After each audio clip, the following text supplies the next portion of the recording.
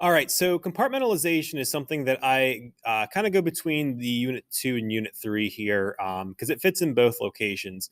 What compartmentalization is when you take smaller spaces of a larger whole and give them specific functions. Um, I give the analogy to like a house with this. Specifically, what's going on in your house is you have different rooms that are specific to different like jobs. So, like your kitchen is specific at making food. There's a lot of materials, there's a lot of devices in your kitchen that help you with making food, and it's called compartmentalization because again, if you just had one big room or one big house with just one room in it, if you had everything spread out, it'd be a lot harder to make food for your three meals. When you compartmentalize, what you do is you specifically say, hey, this area is going to be regulated to this job, and this area is going to be regulated to this job. And that's what we see in eukaryotic cells. So this is the endosymbiotic theory, just in a more detailed view. What this does is it allows us to optimize the efficiency of the cell. So we have different organelles like the mitochondria and chloroplast.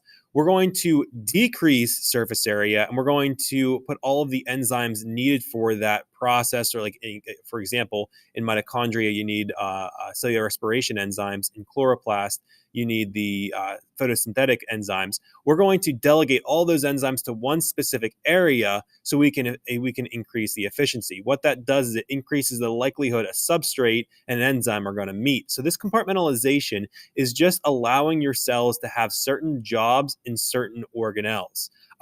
It's just a efficiency of the cell and increasing that efficiency. Metabolic pathways are probably one of my favorite parts about enzymes. What metabolic pathways are just a series of linked reactions. We can see here the molecules are all the letters here, A, B, all the way through G. A only works in enzyme 1. So A is the substrate for enzyme 1. It makes B. So B is the product here. So A is the reactant, B is the product. A is the substrate, B is the product. In enzyme 2, B is the substrate, or B is the reactant, and C is the product. So to get C, A needs to be changed by enzyme 1, and then B needs to get changed by enzyme 2. So this linear sequence of reactions is going to change A into G through 6 different reactions.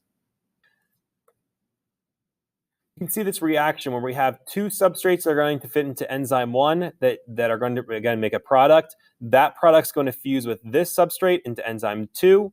And you can see enzyme 3, the full reaction is going to take place, and you're going to get this final product.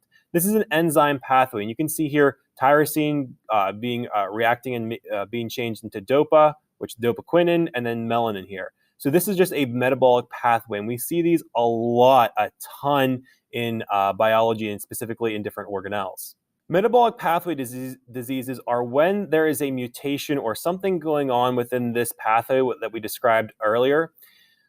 What happens is some enzyme doesn't work correctly. So we're going to give you the example here that enzyme 5 is inhibited in some way. So either there is an inhibitor or there's a mutation that creates an enzyme that doesn't work correctly. And what happens is you get a buildup of E because, again, you're not going to allow this enzyme here to work. So we have E build up. You don't get F or G, which can be a whole other problem, but you get an excess of E. Another way to look at an enzyme pathway, again, you can see here are the substrates and products moving from one enzyme to the next. So we start out with this initial substrate, and we're going to end with this last product here. But we're going to use 4 different enzymes in the whole pathway. The Krebs cycle is a perfect example of an enzyme pathway or metabolic pathway.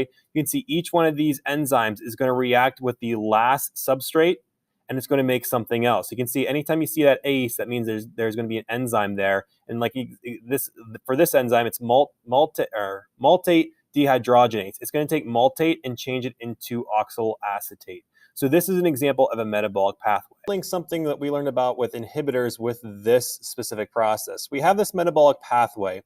Sometimes what happens is the end product is going to be an allosteric inhibitor for an earlier enzyme. So you can see here, this metabolic pathway, this substrate gets changed into this substrate, that gets changed into this substrate, and it's going to be made into this final product. And we have 3 enzymes here.